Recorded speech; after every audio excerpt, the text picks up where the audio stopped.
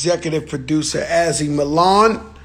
Uh, yeah, we here. LRG Clothing on the check-in. Oh, what's good, y'all? So Saturday I take it light. Yesterday we had a huge show. We had Pristine Jeweler Ivy on there. Of course, we had DJ Khaled for what went on to like maybe 2 hours. He called me today talking about, yo, it's still shit we ain't talk about. DD Barber, what's up? So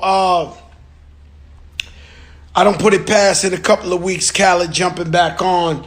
Then we had the infamous Friday night DJ, Ted Smooth, Ted Down legend. You know what I'm saying? So we had a good time yesterday. Today, same thing, same quarantine. Stay stay home, stay safe. Oh yeah, that's Hector Lavoe right there. I'm really thinking about this battle that's going on. Swiss Beats and Timberland put together. Yo, UFO Thief, Babyface, Teddy Riley. Now I love Teddy Riley. Genius, living legend. But I can't go against Babyface for nobody. Sean C, what's up? I can't go against Babyface for nobody. So it's crazy. Today's a very special day. Y'all can mark it down in your calendar. I started writing my book, the Fat Joe autobiography, or whatever the hell you want to call it. But shit too real. We still at 12 years old. We ain't even past 12 years old. So don't ask me about when I met Pun or digging into this shit straight. Forest Project's 12 years old. Fat Joe with the hair you seen the other day. We should have some special guests tonight. We're going to talk to the people. We're going to vibe. UFO Feed, what's good with you, man? Gina Rodriguez, what's good? Roberto Velasquez, what's good? Ro Parrish on the check-in. We're going to get to it because we got to get ready for this battle. Shit going to be crazy. The legendary. What up, Freeway, man? What up, Ricky Joe? Ross. In the building, man. The legendary. Now, Freeway, I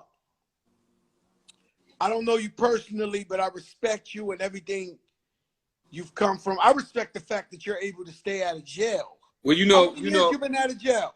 I've been out going on 11 years now. Shit. Like, Hey, Joe. I mean, Hey, Joe, we did our time off of you in Big Pun. What you saying? no. In the basement. Rap City. All that. Yeah, rest in peace, Pun, man. And, we always, every time I made my music, I made it. I got so many homies that did so much time in jail and did, so many years that I would picture them in a cell. And when I made my music, this real shit, I would paint the picture so that when you heard it, you felt like you was there. Like you was there when the shit was going down and everything we was saying, whether it was the skits, it was the music, the shit we was doing. And, I got lucky, a little luckier than you. I got out the game right on time when they invented the RICO law and all my friends was getting 70 years and they was like, yo, the Tremont mob, 60 of them got caught and yo, I stayed a few years too long. Boys, I stayed 48 of them. And then that's when I said, yo, you know what? I'm gonna rap. I'm gonna change my life. And I got blessed and I got lucky. That's why I believe so much in God. But I've always made music or carried myself as an individual with them in mind and the era I came from and repping them the right way to make sure, we don't never look like clowns out here. We do this the right way. We put out the right music. We represent the right morals. And that's where I've been at with it. As far as you, give somebody here the brief story about you. You ain't got to go into too much, but, you was the biggest. I grew up in South Central Los Angeles. Started selling dope at 19 years old. Was really trying to be a tennis player though. You know what I'm saying? I was really trying to be a square. I tell all my friends I really want to be a square. You know what I'm saying? That street shit wasn't what I wanted. You know, it was kind of like forced on me. But I accepted it, you know, as my own. And a lot of times, you know, we good at making stuff that ain't good for us ours. We claim it and be willing to die and kill for it. So I started selling dope at 19. I started with $125. Before I went to prison, you know, I had days I made as much as $3 million in one day. My last 2 years, I made at least $1 million every single day. Not profit, but, you know, that kind of money went through my hand with the re-up money and whatnot. Got arrested at 28. Got lucky. You know, I had some cops on my team that was crooked, was stealing money and planting drugs and going to court line and everything. So I was able to be smart. I hired a private investigator to investigate them before I ever got arrested. I got my first RICO indictment dropped from that. Wind up doing 5.5 years on that. Got out before I could get established again because I've been messing with the music for a long time. You know, I was in the music business. I saw that on the Drink Champ. Shout out my brother Nori, where you was doubt. already messing with the music. You could have signed Dre and NWA.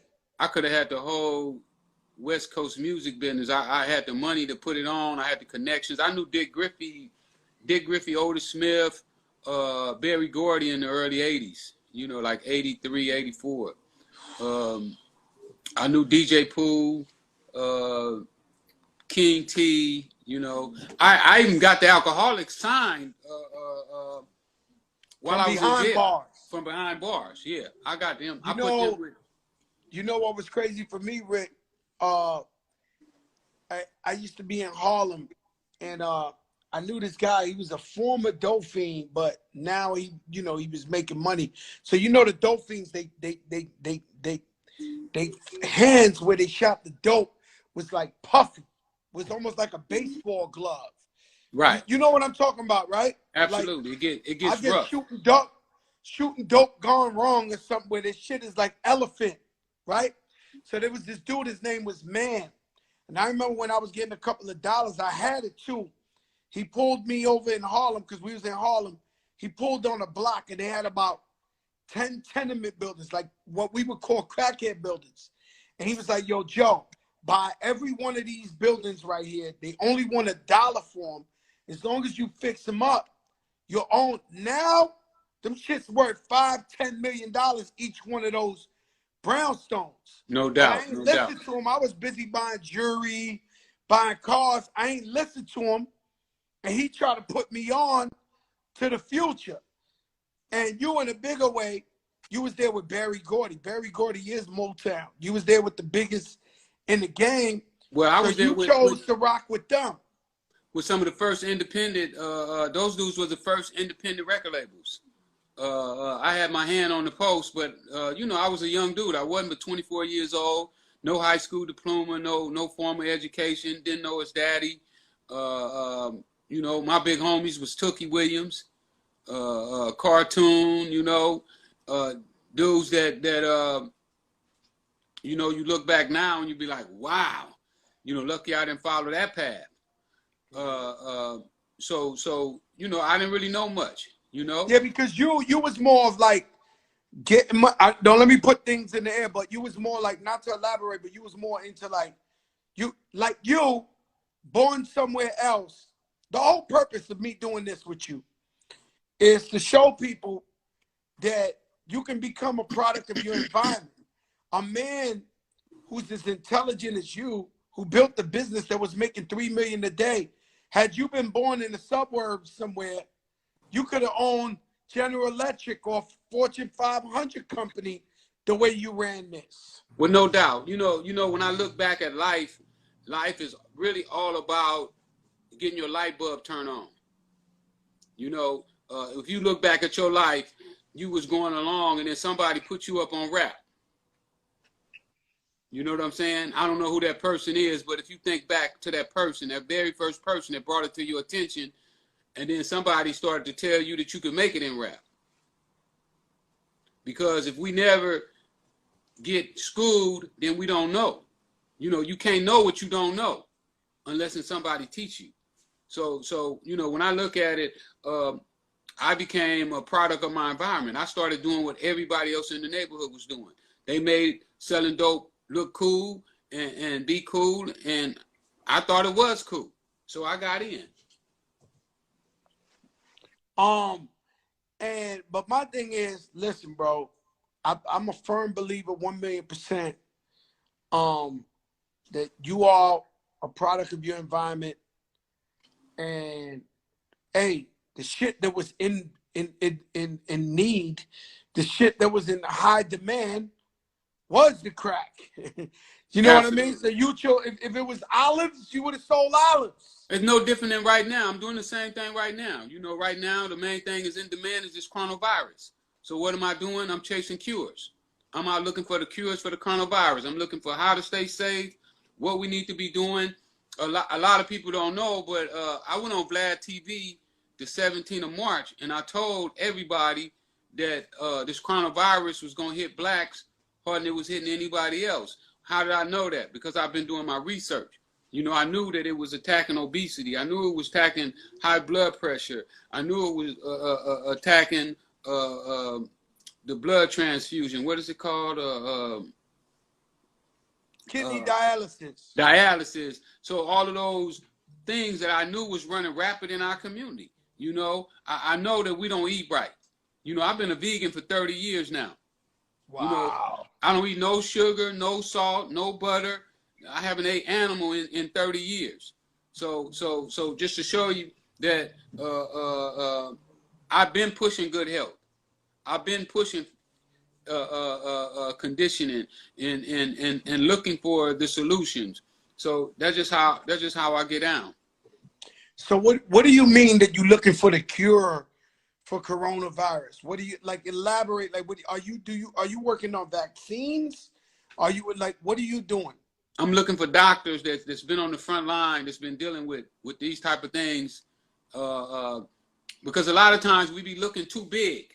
You know what I'm saying? We in this country we've made this fictitious or facetious facade about if you're not big, if you're not rich, you don't know. And I know from experience that that's not the case. Just like you said, the crackhead that came up to you, everything that I ever did came from crackheads because I didn't make it in school. You know, I didn't get my education in school. I got my education from the streets. So I don't look at life the same way a lot of people do. If I see a bum laying on the street, my thing is, how did he get here? Because if you don't know how he got there, then you can't judge him. You know, I used to sit down with them, and when I used to hustle, I used to speak to them, and you'd be surprised how many of them would say, yo, I was the man. I used to have the Cadillac with the white walls. I had all the women in the world. And believe it or not, and I don't want to go there because a large of my population and the people I love the most are women, but a lot of guys were blaming them on their women when they was using the dope and all that. They were like, yo, I caught my best friend sleeping with my wife. Yo, I caught my brother sleeping with my wife. And when I used to get around to talking to them, a lot of them, at least for me, they were blaming it on that. And I learned a lot by talking to them. I was young, maybe 18, 19, those ages. But I was learning a lot from them, and just like, damn, these niggas was like big time guys. And then when I would ask other dope heads, they'd be like, yo, that was Bruce. Bruce was the man. Yo, that was such and such. He was the man. Yo, that was this. Well, you know, pun, in that game, it only take one mistake. You know, you could take that needle and stick it in your arm one time, or you could hit that pipe one time, and you may never come back. You know, if you ain't strong, you can be stuck in that position for who knows how long. You know, I don't know people to be stuck for 40, 50 years. I don't know someone to be stuck for 2 or 3 weeks. You know, it varies. You know what I'm saying? So a person really got to be careful with everything they do, and that brings us right back to where we at right now with this coronavirus. You know, this thing is a lot more seriouser than a lot of people taking it. I see you wearing your mask. You know, shout out to you for following the rules. You know, but a lot of times, you know, we start to think that this stuff is some kind of conspiracy theory, that it's not real. You know, that people are not really dying, that they playing with the numbers and all that. But when you playing with something this serious, you can't take that chance. Well, I personally know about 20 to 30 people who died. Like my man's pops and my man's moms and friend of mine's sister. Like I know about 30. So what happens is, like, when you watching the news, right? I said this yesterday. When you watching the news, so say coronavirus, it was in China, but it wasn't affecting us.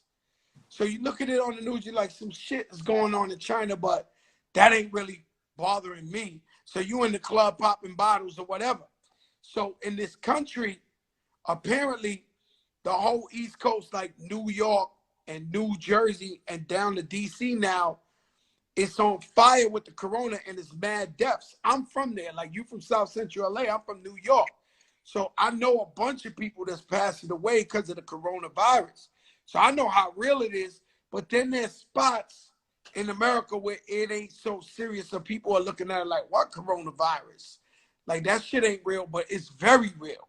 Well, I think just a month ago, 30 days ago, we recorded our first death in the US. And 30 days later, we had 38,664 deaths right now today. So you talking about in 30 days, you know, I hear people saying, well, people die in cars, people die from the flu. Yeah, but we haven't had nobody die, 36,000 people in 30 days. That's a serious issue, and it's too many unknowns. You know, like they saying, if you get it, then you can't get it again, but they don't really know that because they saying, oh, it came back to somebody. So we got to be careful that we don't know if it comes back harder the next time. You know, if it break you down a little bit and then come back. So right now, we really all have to be careful. We need to be practicing social distances, even if your governor tell you that it's okay to come out, you know, and loosen up. Yeah, because I think they're trying to go back too quick. Look, I'm cooped up in the house. I don't want to be in the house. I love going to restaurants, doing whatever I want to do, but you know, I gotta be careful, man, because if I go down, my family go down, my people go down. I take care of over 30 people.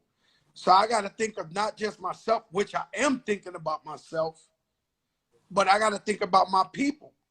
You know what I'm saying? So this shit is crazy and it's too real. Let's get back to the drug thing. Me, myself, I don't use drugs, right? Not even weed.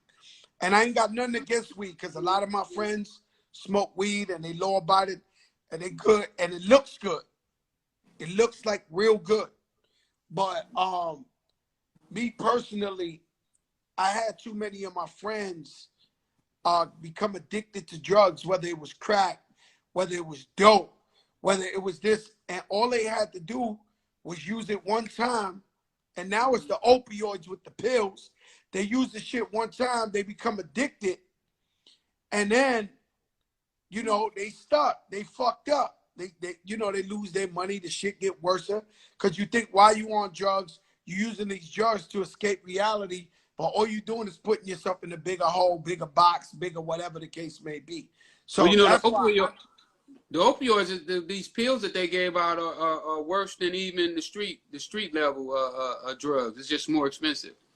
And what happens is once they get them started on those pills, then they have to go to the street because they can get a cheap bag of heroin for $5 when they have to pay $100 for those pills. So it definitely was a big stink about how the doctors was writing all those prescriptions. But you know, even Rick, even with this virus, if you want to play, I'm not into conspiracies, but if you want to be in a conspiracy theory, this virus is killing blacks and Latinos more than anything. The shit is attacking the older people, then it's attacking everybody with diabetes or asthma or high blood pressure. then it's going skipping and it's killing people in the jails and the homeless people. You know what I'm saying? So it's like, it makes you feel like if somebody made a perfect drug for Black and Latinos or a perfect virus, this would be it. Yeah, well, if you know the genetic makeup of most people, you know that it's cheaper to go and eat at McDonald's than it is to go and get a good healthy meal. So a lot of times what poor people do is they take the poor route and they go to McDonald's and the fast food restaurants and buy those meals, but everybody knows that those meals are not healthy. You know, most of those meals have absolutely no protein, and what we need to build our body up is protein. and without protein, you're not giving your body no nourishment. That's a fact. And my thing is, you know, I'm for the people, man. I come up off the soil. You know what I mean? So the only reason I got on this IG to talk to people was to wake our people up and let them know that there's an invisible enemy out there that's on them. And a lot of people get offended with me when I say, yo, get your asses up in the house. Because sometimes you got to talk to motherfuckers like that. And the fact that when you alluded to this earlier, but I'm going to break it down in dummy talk. Only dummies can understand. When you got motherfuckers out in front of the hood telling the police, oh, this my hood. You can't tell me shit about this hood. Yo, this my shit. I run this shit. This my hood. When the motherfuckers is renting an apartment, that if they mother don't pay the rent for 3 months, they get thrown out the fucking crib. It ain't really they hood. Real talk. But they out there acting like assholes, and they don't want to listen to nobody. And then the thing that fucks me up is I'm not a politician. I'm not down with the media, none of that shit. But when I watch the media and the media saying, yo, if you stay home, you're going to live. So far, they've been right. I've been home. I ain't catch the Rona. You No understand doubt. what I'm saying? No doubt. So and you know, everybody got a conspiracy. One day they tell me it's the 5G network. The next day they tell me about this. The next day this. Everybody a smart motherfucker who got somebody that work at the Pentagon in their family. Like, these niggas got to stop. They got to stop, and I can't do it. You know, I come a long way. Yeah. I'm educated. I'm a nice guy. I'm a businessman. But fuck no. I can get ignorant too. I can get on their level. These motherfuckers always, since I was born, they were showing me conspiracy tapes about the Illuminati, the this. I don't want to hear that shit, man.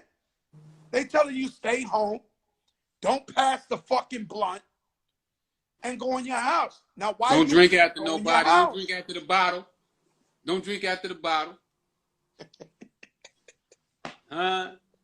Yeah, Freeway, man. These motherfuckers. They was saying stay 6 feet, but now they saying that they think that thing might fly 13 feet. Bro, let me tell you something. I don't trust nothing. My wife been like, yo, let's ride bike. Let's this. I'm like, yo, I don't know if this shit is in the floor. I don't know if this shit is in the air. Nobody really knows. And they got people that say they don't know where they got it from. One of the guys I saw, he was doing an interview, and he said that he's the kind of guy to go be by himself. So he said, I was by myself for 10 days. And then all of a sudden I got sick.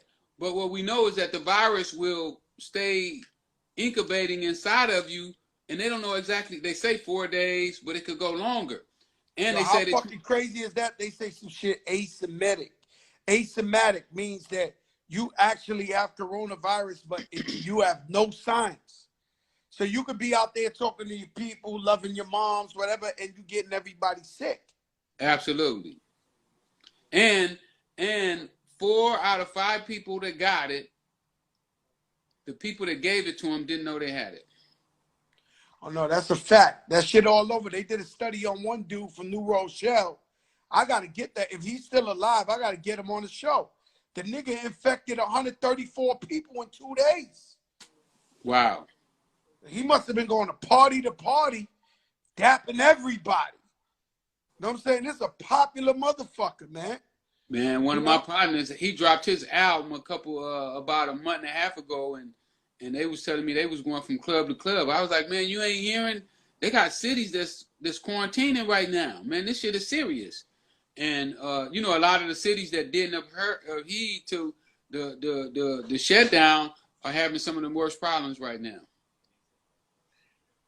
Bro, let me tell you something, man. They gotta wake up because they out in the streets, they ain't focused, and somebody always want to blame somebody, right? Where we from, we always want to blame the white guy. We always want to say there's a higher power fucking us. Of course, systemically, it's true, meaning that we don't have the proper health care, we don't have the proper education. You know, we somehow always got something against us systemically. Yeah, that's true. You understand what I'm saying? But Absolutely. when we got brothers that everyone and their mother is telling them, yo, it's the most infectious disease. You can give it to your grandmother and kill her, your neighbor, your this and that, and they refuse to get the fuck off the block.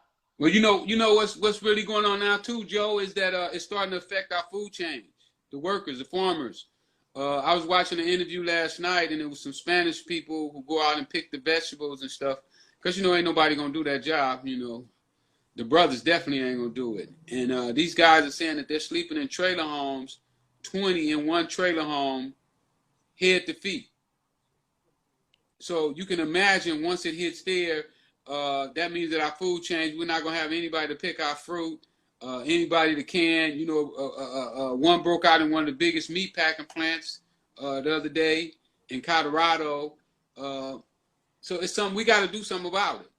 You know, we all have to right now. If you don't know anything else to do, keep your social distancing. Stay in the house. Let's not overwhelm the system, because that's the worst thing that we can do is overwhelm the system and make everybody panic. I'm already a nervous wreck. You know, I had Lil D on about 2 weeks ago, and you know, Lil D did like 35 years too. Lil D was from Oakland. I don't know if you ever heard of Lil D. Yeah, I heard a little deep. Well, we was on the other day, and we was talking about how even when we was going to court, looking at all that time, it didn't make you feel like this pandemic makes you feel, because this pandemic make you feel so helpless. You know, when you in court, I know this a man. This who I gotta beat right here. But All right, let me go. Let me give you a word, and then you tell me what it means to you during this pandemic. I was gonna do it after you, and last night while I was sleeping, I just was thinking about this. I never did this before. Vulnerable. What vulnerable? What in the coronavirus? What do you think vulnerable? What does that mean to you? vulnerable mean that you can't help yourself. That you have absolutely no control over the situation. Victim. Uh, Getting abused, misused. Those are some of I the things that come consider. right up. I'm gonna let you speak, and I know people say Joe talks a lot, so I'm letting you get it off. Vulnerable to me at this point right now has let me know that human beings, we're no bigger than a chicken wing. Like right now, it's an invisible enemy. We don't know what's going on out there. We so vulnerable. We scared because the virus goes eeny, meeny, miny, mo and kills that person. So we are not in control. And even though we know we all gonna die one day, it's something we don't like to think about. And now this is letting you know, like, holy shit. Like, am I gonna be the unlucky one that just dies if I catch this virus? Right, That's right. that's how I feel, right? I'm gonna give you another word. Humility, humble. Humble. Everybody should be humble. Everybody should respect each other and the universe, because we only have one planet. And if we don't take care of what we have, then one day we may not have it, because we may not get to Mars. I know they're trying to get to Mars and start another civilization, but we don't know if that's going to work out. That's almost like dealing with the SARS, something you can't see, something you can't vision. So when I think about being humble, I'm thinking about we all connected. we all must respect each other. We should all love each other. We should all help each other. Had I been running this country when I saw what was going on in China, I would have sent scientists and doctors over to give China a hand. I would have reached out. Not only would I have been doing that to help China, but I also would have been doing it so that I can get my research together. Because for 2 or 3 months, we knew absolutely nothing about what was going on with this virus. We didn't know that it was transferable human to human. We heard that animals had transferred over and gave it to some people, but we didn't have the details. But had we been proactive and not only being humble and got on the phone with China and said, what do you need? What supplies you need? What doctors you need? We got doctors, we got scientists that's ready to move out. We would have been getting firsthand information, and we wouldn't have had to worry about China giving us what they call the information, half of the information that they had. Okay, well, humble to me means that this coronavirus has put us in a position where we don't know if we're going to be here today or tomorrow. So anybody listening to my voice that I love, just know I love you. You know, we ain't guaranteed tomorrow. We are trying to help as much as we can. Everybody I know, hip hop community, the people on the front line risk their lives every day, health workers.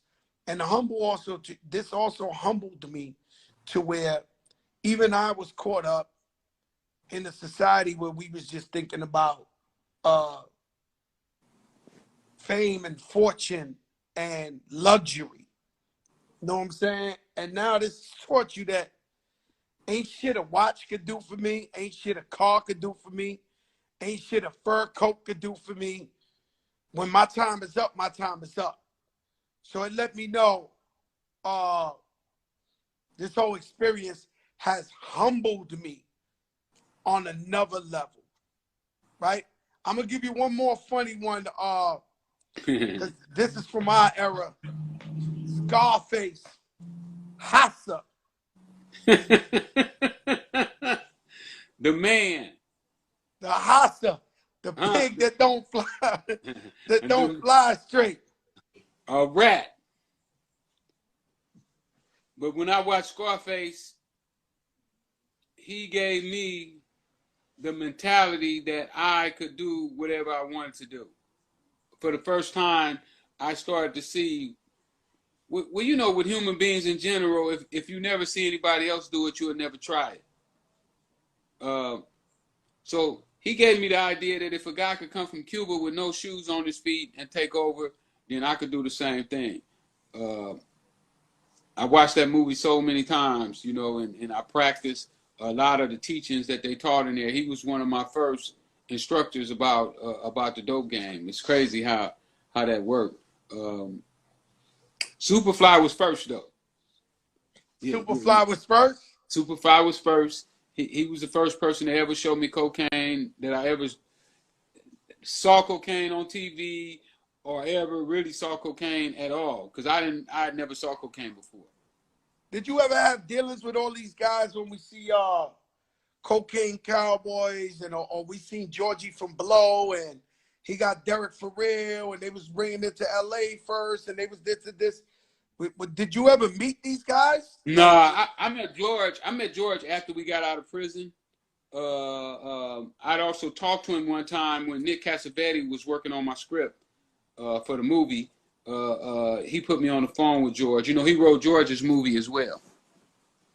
Wow, that's amazing. That movie Blow was incredible for me. It was. It's one of my all-time favorites as well, and that's why I was so excited to be working with Nick. Was because he did that movie. Oh yeah, that's amazing. So what you got going now? Are you working on the Rick Ross movie?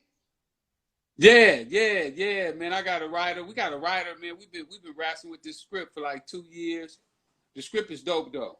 The movie is gonna be off the chain. My prediction is that it's gonna probably break all the box office records that they got out there, and that ain't me being humble, right? I'm gonna support it. I'm gonna support it. Let me tell you something, man. my brother Khaled yesterday, and I asked him, you know, I started DJ Khaled, but I had Yeah. asked him yesterday, you know, and Khaled, he bigger than me. So he you know, my little brother became the biggest nigga in the world. And But that's but what I a good asked him, I teacher. said, Hey, they say that's what a good teacher do.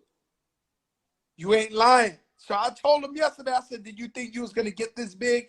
He said, oh yeah, I knew through hard work I was gonna get this big, and I think I'm gonna get even bigger. And that's just the mentality of a winner. I wouldn't expect Freeway, Ricky Ross to not say that that movie ain't gonna be the biggest shit in the world, because otherwise you never would have been a living legend like you are now. No doubt. I wouldn't want to fool with it. So I got that I got going on. You know, my new book is out. This is my new book, The 21 Keys of Success. This is the one I wrote while I was in prison. Freeway Ricky Ross, Untold Autobiography, bestseller already.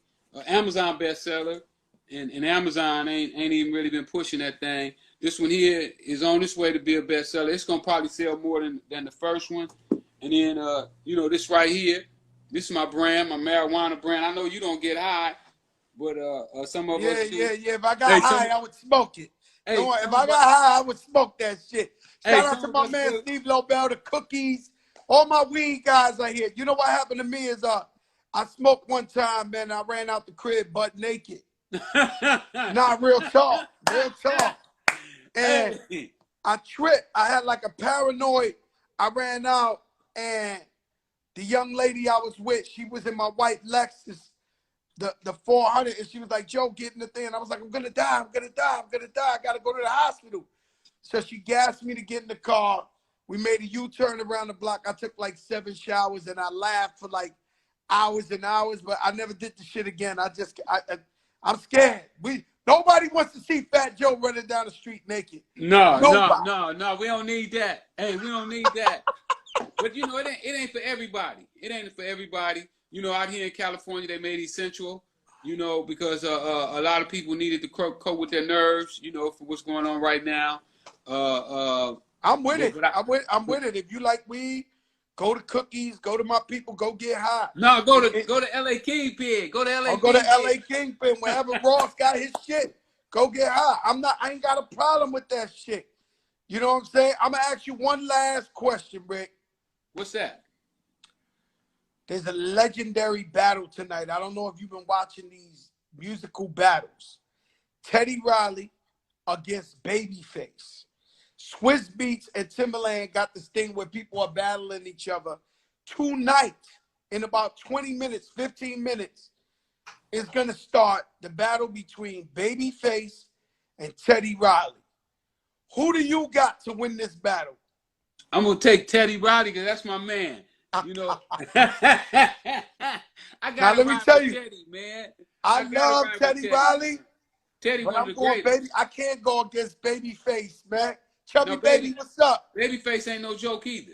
You know, Babyface been around a long time, a lot of hits. I mean that Yo, that's a tough one. oh But yeah, I like no. both of them.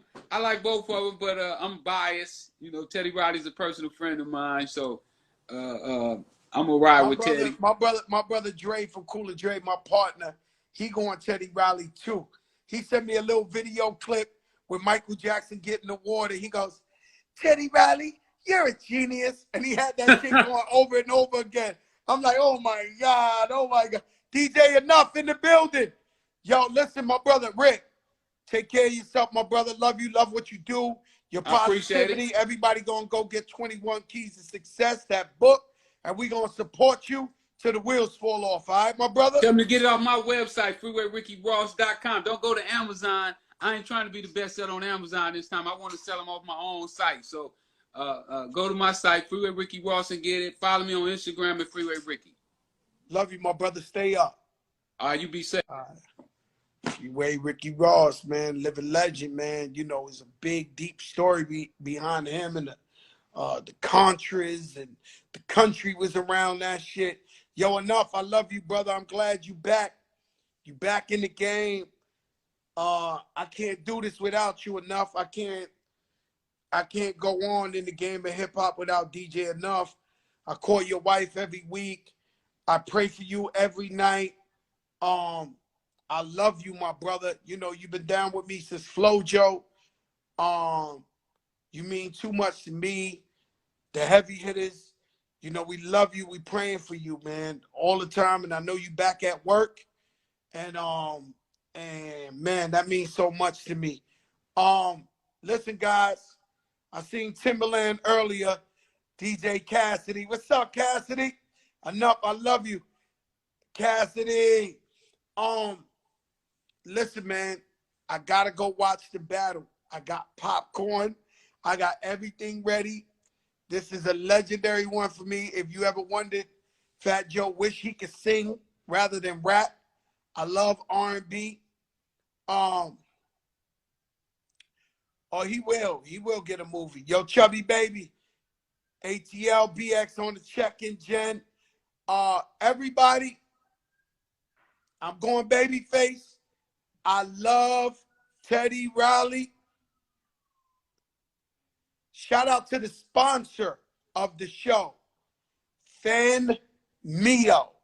FANMIO. Fan Mio. You can talk directly with your favorite artists, favorite athletes, favorite celebrities. You can get on there. I'm going to be on there soon too. That's Fan Mio. You can go on Instagram, FANMIO. Shout out Dan Tan. Y'all know what this is. Peace, y'all. See y'all Monday.